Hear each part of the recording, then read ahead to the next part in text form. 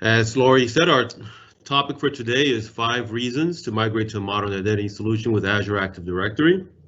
We're going to explore those reasons primarily for customers that may still be using an on-premise identity solution, federated identity solution for not only Microsoft 365 apps, but other third-party apps and with partners as well. Just by way of introducing Oxford Computer Group, we have been in the identity and access management business for about 20 years or so. The company itself dates back to the mid-'80s as a training arm, and it's still a big component of our sister organization in the UK. But here in North America, we've been helping customers with identity and access management, identity governance, device management, security, and more. And we have been Microsoft Identity Partner of the Year on a number of occasions and have a very deep-seated and deep-rooted partnership with Microsoft. So a brief history as to where we were and where things are going. As I mentioned, many customers that I've worked with are still using Active Directory Federation Services, ADFS. So I wanted to just highlight the fact that ADFS as a technology, as a feature, has been around for quite some time. First released with Windows 2003 R2. That was the first iteration, which interestingly enough was about 15 years ago on December 6th. That's when R2 was released, that version of Windows Server. And since then, Microsoft has made additional enhancements to the product with ADFS 2.0, which I still see out in the field on occasion, being a separate download for Windows 2008 and 2008 R2, and of course with version 3, what's termed version 3 or version 4, which is a built-in role within Windows Server 2012 and 2016 and so on. And ADFS, of course, uses Active Directory as a claims-based identity for single sign-on in the environment. And for the most part, it's done the job. And this is why we continue to see it in the field. Customers that we work with continue to use ADFS as their primary identity solution, even as they have started to migrate applications to the cloud. And so that's what we want to talk about, these 5 reasons to modernize. So the way I set this up is we've got 5 reasons. I'm going to count backwards, sort of like a David Letterman list, top 10 list here. So reason number 5, why you should modernize and move to a cloud-based identity provider is for infrastructure simplification and consolidation. This diagram might be familiar or look familiar to many of you out there who are still running ADFS. A typical ADFS deployment is going to consist of several moving parts. You're going to have, of course, firewalls. You're going to have network load balancers. You're going to have web application proxy servers that are usually deployed in tandem in the HA fault tolerant type of situation, where you may even have your WAP servers in different regions, different data centers for that redundancy. And then you'll have backend servers, and depending on the size of your deployment, you may just be using the built-in SQL Express as the database repository, or you may have a full instance of SQL in your environment for redundancy and just for scale. Of course, with anything on-premise, and that includes Active Directory, which could still be subject to attack or compromise, you're going to run into a situation where you have different points of failure. Not necessarily single points of failure, because these all can be set up in a redundant manner, but it is a concern where you do have servers and infrastructure that you have to care and feed for and manage on a daily basis. And so that's why moving to a cloud-based identity solution offers some advantages. And with Microsoft, the advantages, of course, is a cloud-native, hyperscale, multi-tenant architecture. Microsoft, of course, runs one of the largest cloud solutions in the world, with over 100 data centers across the planet. Each of these data centers having world-class protection, both physically and logistically. They're operated with top-rated security, meeting all of the standards. And of course, that global cloud infrastructure is not one thing that you have to worry about. It's something that Microsoft, of course, makes sure that they maintain their high level of availability. One of the other reasons why customers have been keeping ADFS on-premise and perhaps another third-party on-prem identity provider systems is cost. Well, if you were not aware, some of those cost barriers have been removed. You can go to aka.ms/Azure AD pricing. This is where I got this screenshot here.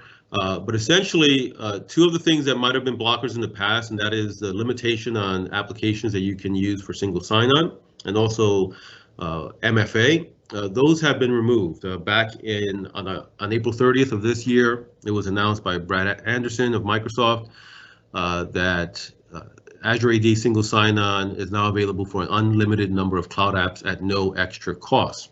What that means is if you're a Microsoft customer using any online service such as Azure, Office 365, Dynamics, and Power Platform, you can enable single sign-on for all of your cloud apps, even if you're just using the free version of Azure AD, as you can see here. So just wanted to highlight that.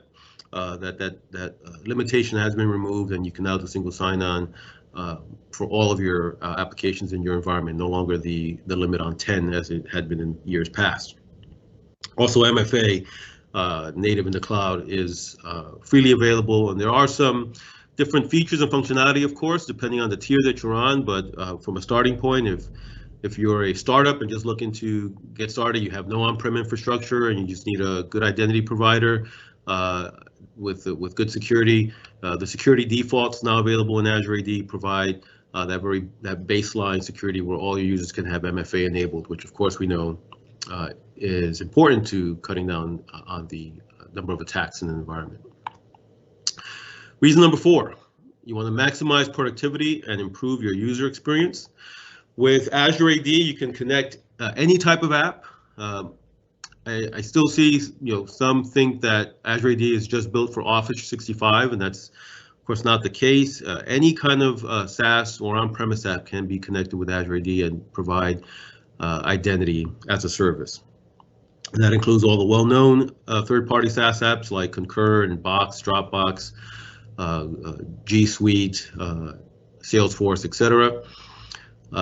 And also, if you still have on-premise applications that you are providing access through traditional means such as VPN access or through some type of virtual desktop infrastructure, you can host those through Azure AD, gain the benefits, the security benefits, the contextual and conditional access policy benefits of running things through Azure AD, even with those for those on-premise applications that may be using older protocols such as header-based or integrated Windows authentication, using the Azure App Proxy, or using third-party application delivery controllers from the makes of Akamai, Zscaler, F5, and Citrix, as an example, as part of the secure hybrid access solution.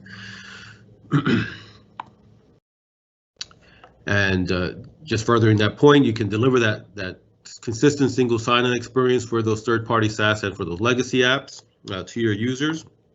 And all of that can be presented to them in a simplified end-user experience for app discovery using the My Applications portal or My Apps portal. If you're currently a Microsoft customer and you haven't seen it, if you go to myapplications.microsoft.com and log in, you can see the portal that's been improved, has abilities to create collections of apps to make it easier for your users to find the applications that they use every day. And this can be the single launching point for their applications. And one customer that I work with that we have a relationship with came off of a third-party cloud-based identity provider that had a robust application portal like this that they were using as their primary jump-off tool for access to these applications and for single sign-on. It was a very smooth transition to the Microsoft My Apps portal for them. Their users did not even notice really for the most part, that they were going to a different portal. Reason number 3 of why you should modernize is to attain a unified access and security strategy. And we know how important this is to have a unified access security strategy across the enterprise for accessing your applications. But with Azure AD, you get a single central location where you can gain a single consolidated view of all your applications. There's, of course, now the integration or the support of cloud-based HR systems such as Workday, SuccessFactors, and Oracle HCM that can do provisioning into Azure AD. And then Azure AD can do the automatic user provisioning outbound to a number of SaaS-based applications and other hosted applications online, in addition, as well as Active Directory on-premise. Newly introduced is identity governance within Azure AD. So with identity governance, which is now a native part of Azure AD, it allows you to protect, monitor, and audit access to critical assets. Specifically, it helps with the following scenarios. You can ensure that only authorized users have access based on policies, provide employees and guest users with workflows to request access, establish regular access reviews to validate if the access is still needed, and establish effective controls with time-limited access for privilege role assignments, part of the privilege identity management solution. The join, mover, leaver process for managing users' identities is critical as well to get right. So when you have new hires that are being onboarded, they get access to their birthright entitlements. They can start being productive on day 1, and all of that can be managed through the identity lifecycle features within Azure AD. As I mentioned before, now with support for provisioning from these cloud-based HR solutions.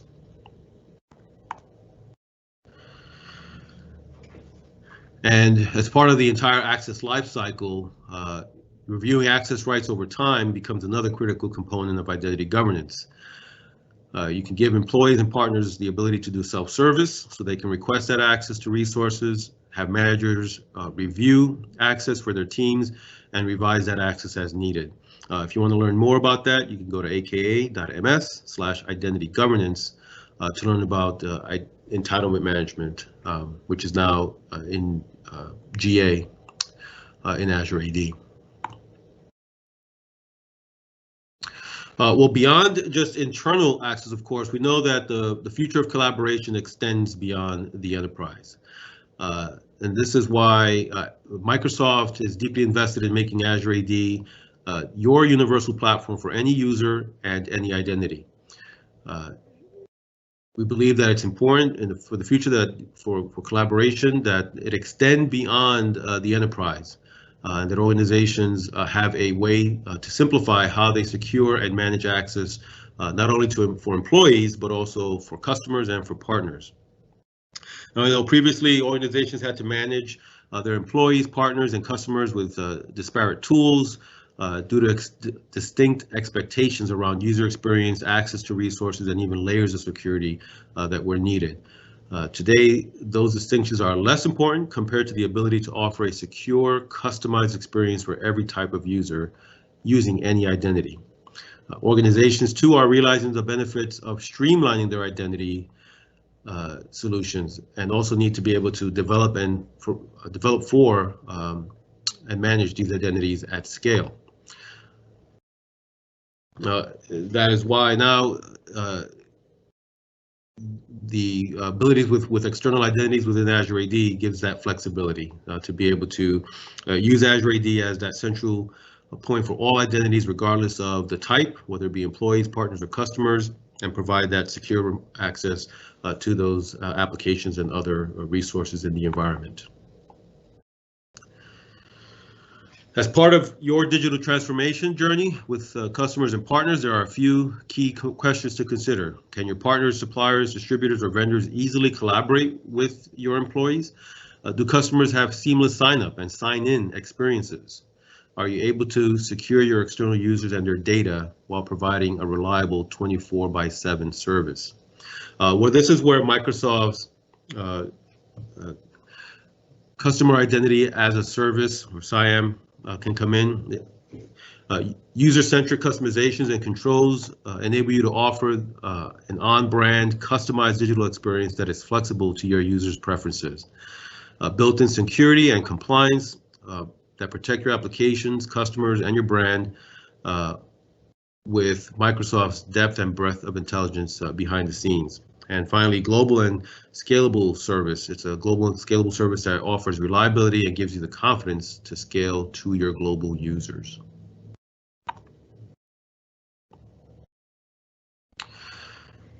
Again, so Azure AD enables that user-centric collaboration with any user in or outside of your organization.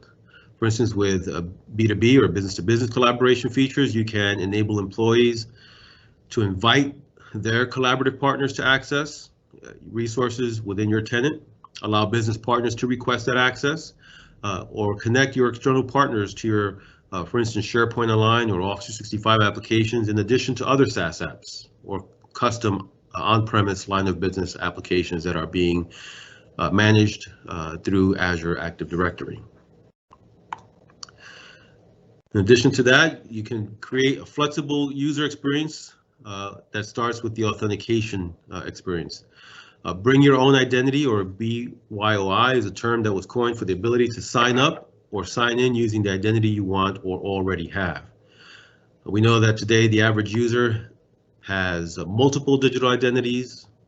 So instead of requiring them to create another identity whose credentials they must remember and that you must manage, you can now enable connection with any user regardless of their identity, whether it's based on an already existing Azure AD identity, other IT managed identities such as direct federation. If your partner organization is using an on-prem federation tool, you can directly connect them to that, or connect your tenant to that, or any non-IT managed identity, including Microsoft accounts, Google Federation, one-time passwords, and other social IDs such as Facebook.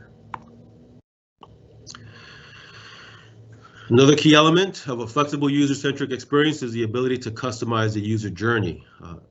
Well, now generally available, these external identities capabilities in Azure AD offer the ability to provide branded registration and login experiences to drive a consistent look and feel using company brand. Self-service sign-up features exist so that users don't have to wait for an invitation to be redeemed. And administrators and developers can enable and integrate Google and Facebook IDs in addition to the current set of identity providers that are native to the platform. And once integrated, the experience can be continuously updated and customized without changing app code.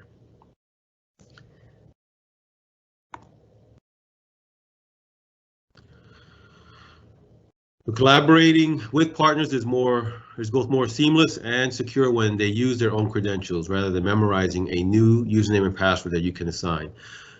With conditional access policies on external users or guest users in your environment, you can secure those identities just like you would for any other user, or create policies specific to those external identities. You can regularly conduct guest access reviews so that you can determine who still needs access in your environment and disable and remove those guest accounts. You can leverage admin consent, which is recommended for guest access, to ensure that not anyone can provide that guest access, but that it can run through an orderly process in the environment. Or you can ensure that guests from a single partner or a single organization that has multiple directories get approved with that admin consent. Entitlement management provides customized workflow and guest lifetime, and you can configure a set of entitlements that guests can request, and optionally add auto approval for particular domains and tenants for those partners that you regularly work with. Move on to our second reason is increased signal intelligence. This is again for why modernize, why move from an on-premise identity solution. So Azure Active Directory is the world's largest cloud identity service, over 100,000 and growing customers, are using Azure AD, 250 million and growing monthly active users. And we're now okay with just saying that there are billions of daily authentications.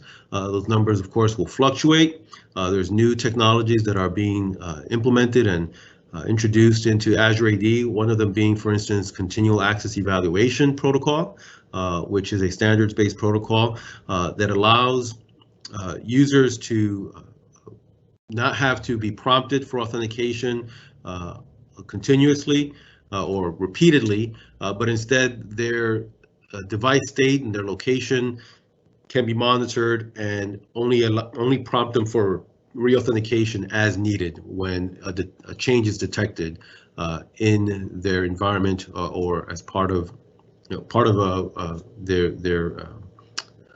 environment and how they're working.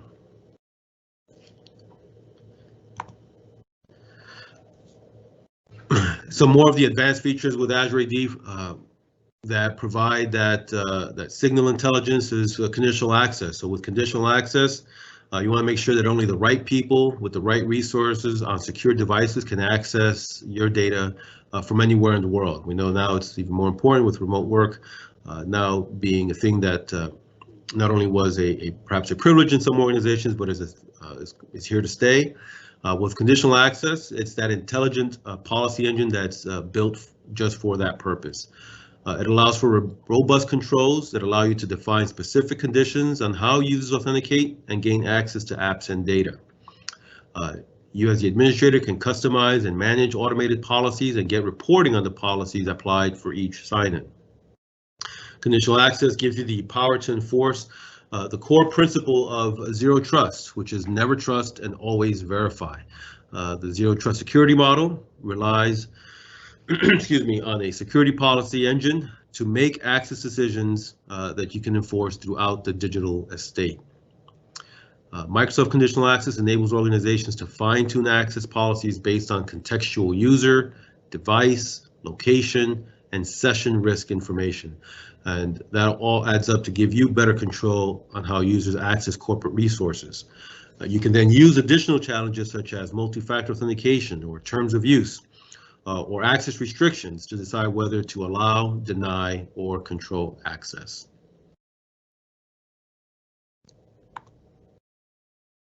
Of course, we know that passwords are the weakest link in the security chain and a single point of failure without any additional verification.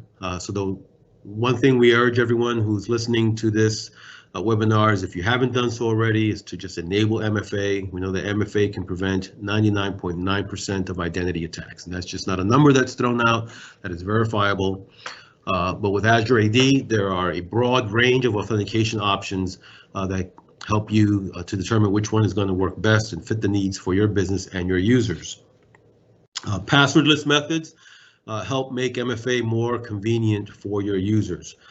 While not all MFA is passwordless just yet, these forms of passwordless technology are also multi-factor authentications. We see, for instance, Microsoft Authenticator, Windows Hello for Business, FIDO2 security keys, and biometrics all qualify for being a passwordless method of authentication. And Microsoft has been, along with other technology leaders in the industry, developing the standards to enable a simpler and stronger authentication experience across the web and mobile devices in the FIDO2 consortium.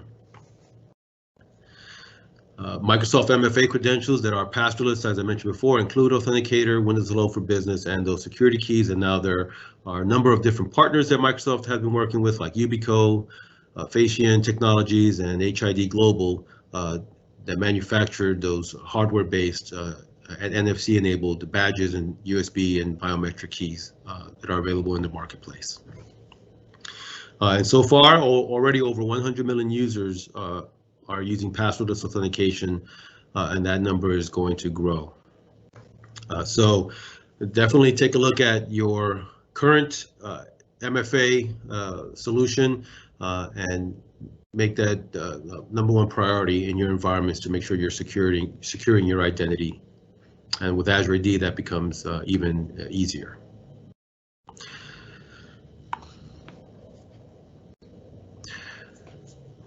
The really nice thing about Azure AD is the fact that, contrary to what some may believe, Microsoft is working alongside the industry to provide open standards. So Azure AD is built on these open standards. Microsoft has been working closely with industry alliances and security experts around the globe to develop security best practices for identity. And that's why Azure AD has been built on these open standards for interoperability and security. So if you're using third-party tools, you have, or you need to make sure that your custom-built solution is going to work with Azure AD. If it's using these open standards such as OAuth and OpenID Connect, SAML, SCIM for provisioning and deprovisioning. I mentioned the FIDO Alliance and WebAuthn, to name the few that are here on the screen. You can rest assured that Azure AD is going to work alongside with those open standards and protocols. And there's also a rich integration, an open ecosystem to help organizations achieve more. Microsoft has been integrating with a wide variety of partners across business applications, HR management, hybrid scenarios, passwordless authentication and multi-factor authentication, and identity governance. And these are some of just the partners that Microsoft has closely collaborated with to ensure that Azure AD can work alongside these products. And personally, as a principal architect working with customers who their environments are like yours, might be heterogeneous. You work with multiple partners. I've been able to work with customers that, for instance, are using Duo or Semantic VIP as their MFA and integrate that with Azure AD very easily and also very successfully. And finally, the number one reason why you should modernize and move to a cloud-based identity solution like Azure AD is to increase security. We know that the network perimeter is disappearing. Resources are moving to the cloud. That's been a trend that's not going to stop anytime soon. The average company is seeing an explosion of devices and applications with an average of 181 applications being used by enterprises today. Our users have multiple identities and they can connect from anywhere and use multiple devices. We know that identity is the control plane for digital transformation.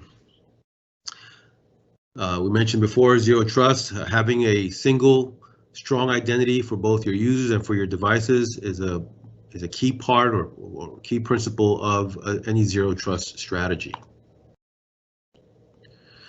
Taken together, all these trends that we've outlined represent a shared challenge to IT security. Organizations find themselves responsible for protecting a crisscrossing web of technologies, many of which they may not outright own or manage. With so many devices, different user groups, and so much corporate data, traditional perimeter-based security models simply cannot keep up with the sophistication of today's threats. Neither can they provide the visibility and controls they need to secure today's highly distributed and hyper-mobile environment. We can no longer believe that everything behind the corporate firewall is safe. That's why we need a security model that better adapts to the reality of the world that we live in. And again, that's where a Zero Trust policy and a Zero Trust strategy is key, and Azure AD plays a key role in that Zero Trust policy by being the identity control plane and being the intelligent policy engine that can make those access decisions based on those policies that you configure. So we didn't want to just leave you with why you should do it. We want to talk a little bit about how do you begin that journey. So we'll spend a few minutes doing that. But essentially it comes down to these 5 things. You want to collect your facts, categorize your applications, prioritize them, find out which tools are available to you to help you in that journey, and then have your list of go-dos. So one thing that becomes critical when collecting your facts is making it a point to establish a policy within the enterprise that all new applications must support modern authentication protocols and that they be authenticated via a modern identity provider as a service solution like Azure Active Directory. One of our customers that started this journey 2 years ago made that decision. So we part of our role is to help them onboard new applications, and they've made that decision. This is a global company with offices around the world, with thousands of users, but they've made the decision to any new application that they onboard, they vet and make sure that it can support these model authentication protocols and that they can add it to their portfolio. For their legacy applications, they are slowly determining which ones they're going to keep, which ones they're going to modernize, or at the same time for those that are critical, using other tools like Azure App Proxy to make those available through Azure AD and provide the same secure access and security strategy around those applications. For discovery, you want to make sure you do a thorough discovery of your applications. So a straight just application inventory, depending on your environment, may be all that you need. Talking to the application owners and determining what they do and how many users are accessing them and how are they configured for authentication and authorization.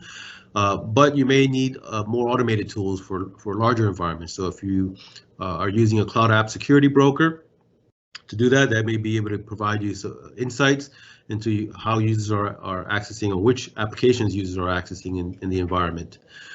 ADFS, so for customers that are using ADFS, Azure AD Connect Health is one of those tools that can provide those insights and help you to determine which applications in your environment can be ready to move to the cloud and which ones may need some mitigation before they can move. Of course, if you are an Office 365 customer and you have that as a relying party trust within Azure within Active Directory Federation Services, that of course is an application you can move right away. And Microsoft makes it easy. There is now a staged migration capability, which allows you to not have to do a big bang weekend type cutover, but you can do it in a staged approach where you can scope it to a security group, add users to that group, and then those users will be able to start leveraging Azure Active Directory as their primary identity source rather than your on-prem ADFS. Once you have the discovery complete, you want to start categorizing those applications and then scoping those applications as those that are to be migrated, not migrated, and even those that may just be deprecated because a replacement can be found for it or they're actually no longer needed in the environment.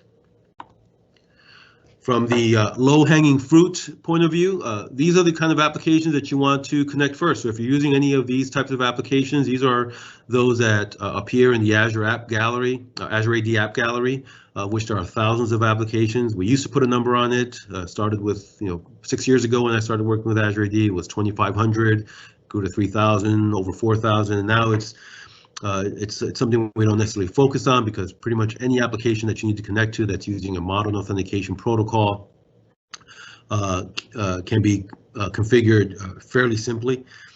So I mentioned before some of these names like Workday and ServiceNow and Salesforce, but any of these cloud-based third-party SaaS apps are those that you can easily integrate with Azure AD, and those are the ones that are quick wins if you're starting a project like this. And from a application categorization standpoint, you want to look at the expected lifespan. If it's going to be a short lifespan or long versus a long lifespan application versus its usage and its business criticality. All these three metrics can help you determine which ones are going to fall under the highest priority apps, your second priority, your lowest priority, again based on how the applications line up in your environment.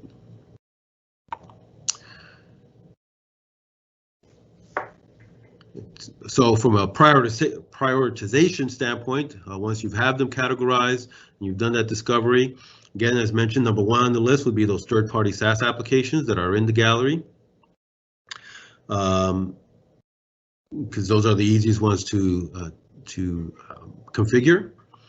Third-party SaaS apps that are not in the gallery, so they may be from a vendor that has not published their application in the app gallery, but they're still using a modern authentication protocol like OAuth 2 and OpenID Connect or SAML 2.0.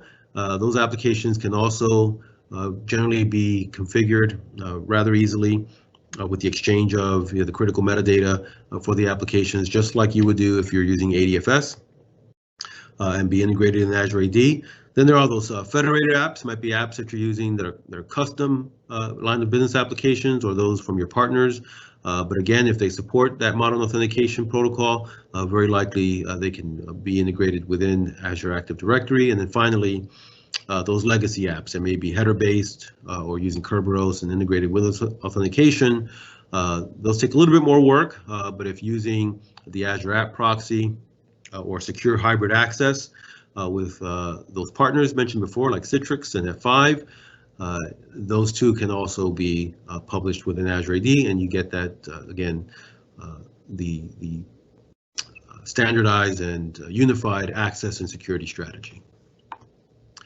And if your application does not appear in the app gallery, there is still hope. Microsoft has made it easy to request that applications be added. This could be from, if you're an ISV and you want to have your application published within Azure Active Directory, or you are a developer in-house and have a custom application that you also want to make available, you can request that at aka.ms/Azure AD list your app and submit that request to Microsoft, and they can start working on adding it to the app gallery. So some resources. Of course, as a Microsoft partner, Oxford Computer Group, we participate in the accelerator workshops. So Microsoft has these accelerator workshops for identity, security, compliance, and endpoint management. These workshops are designed to provide you with more in-depth. A lot of what we talked about here is covered in those workshops, where we go more in depth and help you to, for instance, if you're starting that application migration journey as part of your digital transformation, cover more ground and actually help with some of that reporting, some of that discovery, and the categorization and prioritization of your applications. So if you're interested in that, please reach out to us and we'd be happy to have that conversation. If you are looking to deploy Azure Active Directory, there are deployment plans that are available. Just Bing Azure Active Directory deployment plans, and it'll take you to the Microsoft Docs page. The link here was rather long, so it's just kept it here as a hyperlink, but just Bing that Azure Active Directory deployment plans, and that will take you to those resources. For instance, if you want to deploy self-service password reset, MFA, conditional access, a lot of resources available for you there. And then there's Oxford Computer Group. We have our own Zero Trust workshop. So if Zero Trust was something that your organization was starting, please reach out to us and we can have a conversation around our Zero Trust workshops and helping you get started and get a good strategy in place for that. So again, just a quick contact, info@oxfordcomputergroup.com if you do have questions or would like additional information on some of those resources that we have. If you are starting that migration to Azure AD, we can help. And with that, we'll turn it over to the Q&A portion. We have a few minutes left.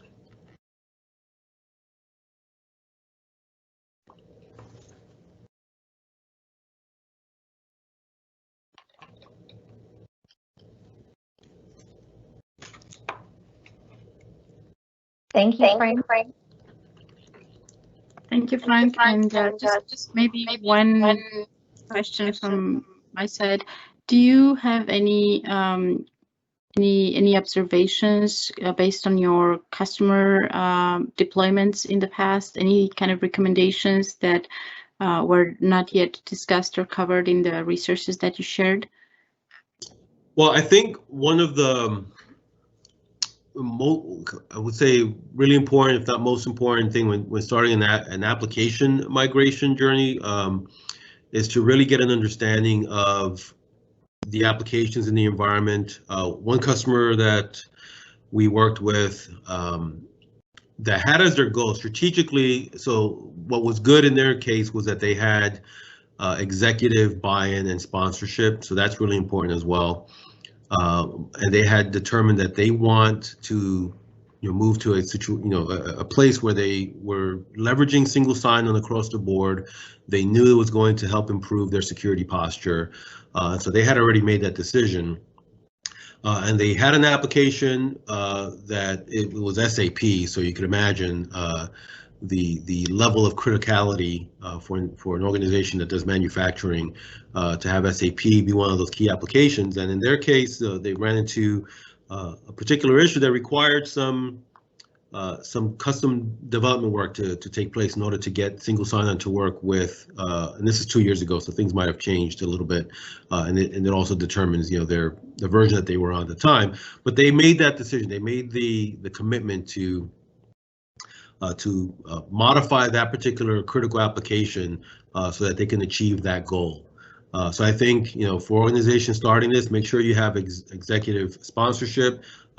This is largely not an IT operation. The technical parts of this are the easy parts. It's really getting the business to buy in and to be on board in order for a project like this to be successful.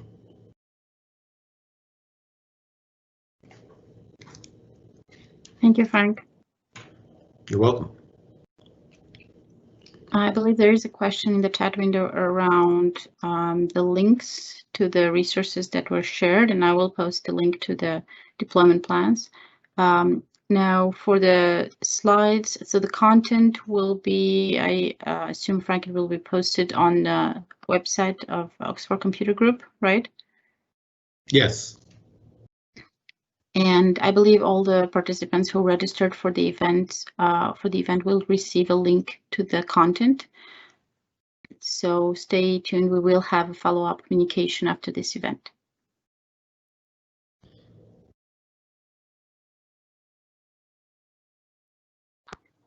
Great. Thank you, Frank. And thank you, everyone, for joining us today. And at that, this concludes today's webinar. Again, thank you for joining, and I hope everyone has a great rest of the day.